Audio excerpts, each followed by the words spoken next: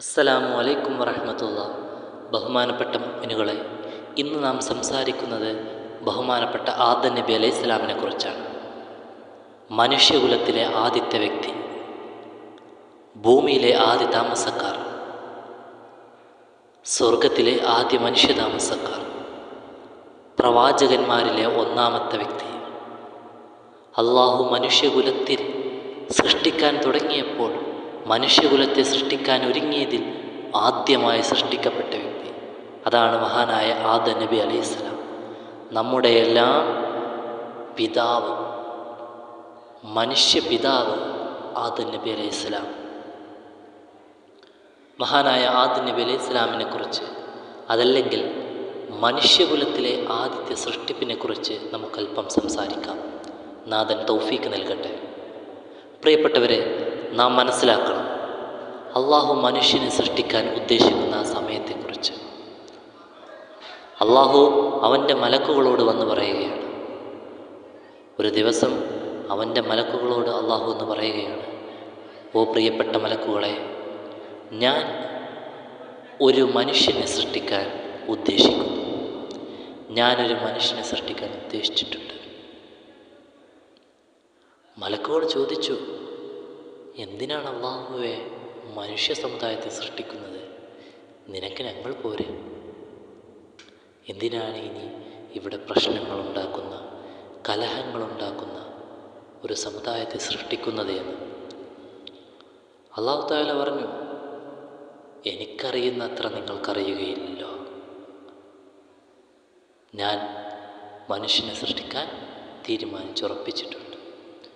അങ്ങനെ അല്ലാഹു തആല മനുഷ്യനെ സൃഷ്ടിക്കാൻ വേണ്ടി മലക്കുകളോട് മണ്ണ് കൊണ്ടുവരാൻ പറയുകയും ആ മണ്ണിൽ നിന്ന് തട്ടിയാൽ ശബ്ദമുണ്ടാകുന്ന, മുട്ടിയാൽ ശബ്ദമുണ്ടാകുന്ന മണ്ണിൽ നിന്നും ഖലഖൽ ഇൻസാന മിൻ തീൻ, മണ്ണിൽ നിന്നും അല്ലാഹു ആരെ സൃഷ്ടിച്ചു? മനുഷ്യനെ സൃഷ്ടിച്ചു. ഒരു മനുഷ്യരൂപത്തിൽ സൃഷ്ടിച്ചു, ഒരു ആൺ രൂപത്തിൽ സൃഷ്ടിച്ചു. എന്നിട്ട് ആ രൂപത്തിന് അള്ളാഹു പേര് നൽകി ആദം, മനുഷ്യകുലത്തിലെ ഒന്നാമത്തെ വ്യക്തി. അതായിരുന്നു മഹാനായ ആദം നബി അലൈഹിസ്സലാം. പിന്നീട് ആ വാരിയെല്ലിൽ നിന്ന് തന്നെ, ആദം നബിയുടെ വാരിയെല്ലിൽ നിന്ന് തന്നെ അള്ളാഹു ഒരു ഇണയെയും അള്ളാഹു സൃഷ്ടിച്ചു കൊടുത്തു.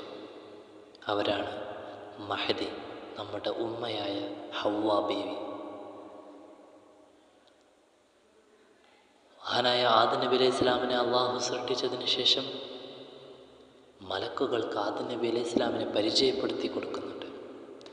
എല്ലാ മലക്കുകളെയും ഒരുമിച്ച് കൂട്ടി അള്ളാഹു ആദം നബി അലൈഹി സ്വലാമിനോട് വരാൻ വേണ്ടി പറയും.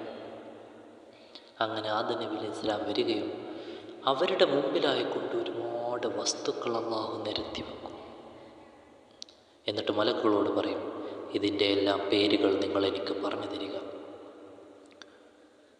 അപ്പോൾ മലക്കുകൾ അന്തം വിട്ടു പോകും. അവർക്ക് അള്ളാഹുവിനെ ആരാധിക്കാൻ മാത്രമേ അറിയുകയുള്ളൂ, അല്ലാതെ അവർക്ക് മറ്റുള്ള വസ്തുക്കളുടെ പേരുകളോ മറ്റുള്ള വസ്തുക്കളുടെ എന്താണെന്ന് അവർക്കറിയുകയില്ല.